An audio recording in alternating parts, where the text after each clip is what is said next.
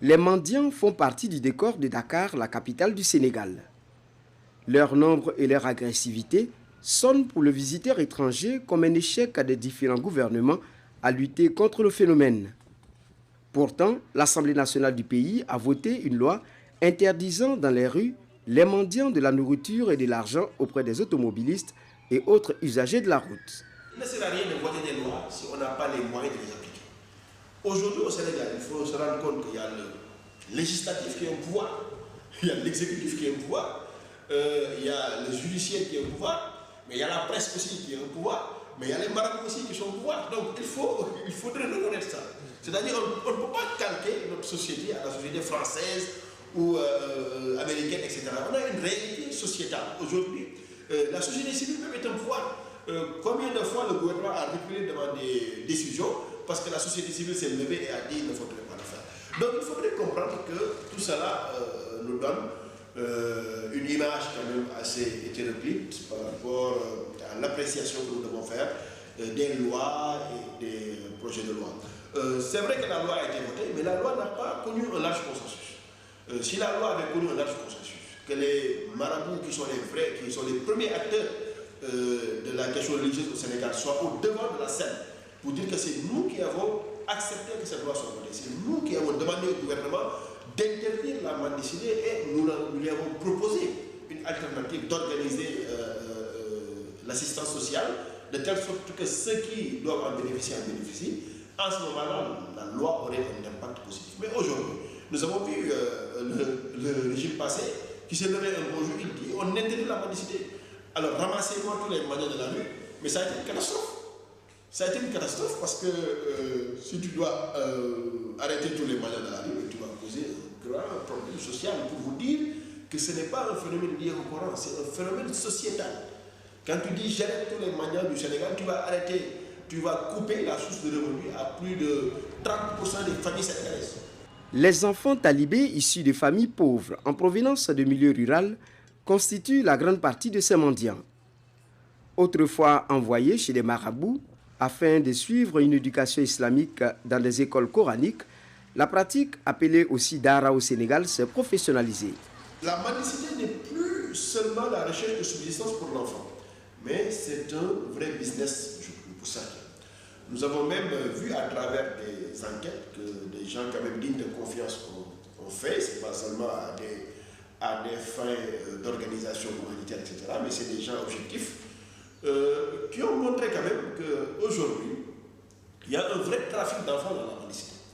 Des gens vont dans des villages, recrutent des enfants, parce que les parents n'ont pas de moyens, ils vont même dans les pays limitrophes, recrutent des enfants, alors les amènent à Dakar, leur font mendier, en contrepartie, les parents reçoivent des pensions trimestrielles. Il y a des parents qui reçoivent 30 000 chaque trimestre, parce que leur enfant a été envoyé mendier à Dakar. Un marabout qui a 100 enfants avec lui, chacun lui verse 500 francs par jour, c'est 50 000 francs par jour, 1 500 000 francs par mois. Alors ces enfants-là ne mangent pas de cet argent-là, n'en boivent pas parce qu'ils doivent manger ce qu'ils mangent et boivent. Il y a le riz d'à côté qu'ils vendent, il y a le sucre d'à côté qu'ils vendent. Donc c'est quelqu'un qui peut se trouver facilement avec 2 millions de francs par mois. Donc c'est 6 millions tous les trimestres et il donne à chaque parent d'enfant 30 000 francs, ça leur fait 3 millions. Donc lui il garde son argent. Voilà, c'est un système qui a été établi par les gens. Un système entretenu également par ceux qui donnent à ces enfants, soit par compassion, humanisme ou pour des raisons religieuses, le plus souvent sur recommandation de marabouts charlatans. Auparavant, quand on prend l'exemple de l'État dirigé par le prophète de l'islam, Mohammed, mais vous voyez qu'il y avait ce qu'on appelle Baytul Mal, c'est-à-dire c'est la maison, c'est le trésor public, mais c'est ce trésor public-là qui recevait les aumônes, qui recevait les dons, qui recevait les donations, les legs, et l'organiser pour que ça puisse avoir un impact social plus important. Donc aujourd'hui, au lieu de penser qu'en donnant 2 colas au mendiant ou en donnant 100 francs à quelqu'un ou en donnant 2 bougies ou 3 feuilles de papier blanc, on règle son problème, alors il faudrait plus croire à l'investissement social, à l'investissement philanthrope. Que quelqu'un dise, je vais mettre de mon salaire 20% par mois dans tel compte de telle fondation ou de telle organisation pour que ça puisse aller aider les gars. C'est quelqu'un qui dit, oui, je ne vais pas seulement donner de la cola, mais je vais encourager les gens à avoir de quoi faire de l'agriculture, acheter du matériel et retourner dans le village. C'est ça les investissements sociaux importants. Mais ça, c'est le phénomène maraboutique chez nous. Bon, je ne parle pas des marabouts chefs religieux, je parle des marabouts charlatans. C'est le phénomène de marabouts charlatans qui te demande chaque matin de donner 3 colas et 2 bougies à un talibé et que tu vas chercher à trouver un talibé. C'est pas pour son intérêt, mais c'est pour ton intérêt à toi. Des fois même, tu fais passer la cola sur ta tête pendant 3 fois pour que tout ton malheur se verse sur le talibé. Donc, c'est pas un phénomène, disons, acceptable. Face à la pauvreté à l'origine de la négligence et de la démission des parents, dur donc d'appliquer une loi. Même si le Coran est à tort ou à raison invoqué pour justifier la dahara, certaines confréries ont conscience que le contexte a changé. Que les gens comprennent que ça n'a rien à voir avec le Coran. Lorsqu'on a créé des internats où les pensionnaires sont exclusivement réservés à l'apprentissage, nous avons vu même que les délais s'écoutaient. Lorsque quelqu'un faisait dans un dahara avec la mendicité 10 ans pour apprendre la moitié du Coran, aujourd'hui dans nos internats, les enfants font 3 ans et mémorisent tout le Coran. Dans de bonnes conditions, ils apprennent même après d'autres sciences. Il y en a qui font le bac S maintenant, il y en a qui sont à l'université. Après avoir mémorisé le Coran, il faut d'autres études. Donc c'est une possibilité. Et je pense que tout le monde est responsable. Aujourd'hui, je ne dis pas seulement les maîtres coraniques, mais tout le monde est responsable.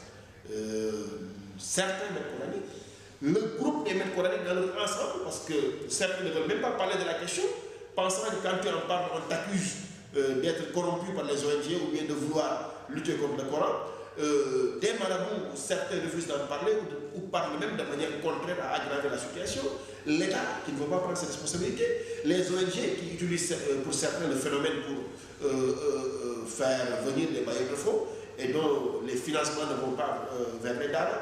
Nous-mêmes, société civile, tout le monde est responsable. Il y a des marabouts aujourd'hui qui ont des concessions coraniques carrément où les enfants ne vont pas manier. Quand tu vas à Koki, tu vas trouver plus de 3000 enfants pensionnaires et qui ne manient pas, qui sont pris en charge intégralement par le marabout. C'est un budget de plus de 90 millions par mois. Et ce sont les Sénégalais qui cotisent pour ça. C'est les anciens pensionnaires du Dara qui cotisent pour ça. Donc, il y a quand même une prise de conscience par rapport à ce phénomène. Mais il faudrait toujours dire que l'État quand même manque dans sa rigueur pour participer à juguler le phénomène. Le Sénégal dispose d'une législation très sévère en matière de mendicité, mais jamais appliquée en termes de répression. La loi qui date de 2005 précise qu'il n'y aura pas de sursis à l'exécution de la peine lorsque le délit est commis à l'endroit des mineurs. Droit Libre TV, la web télé 100% droits humains, 100% liberté d'expression.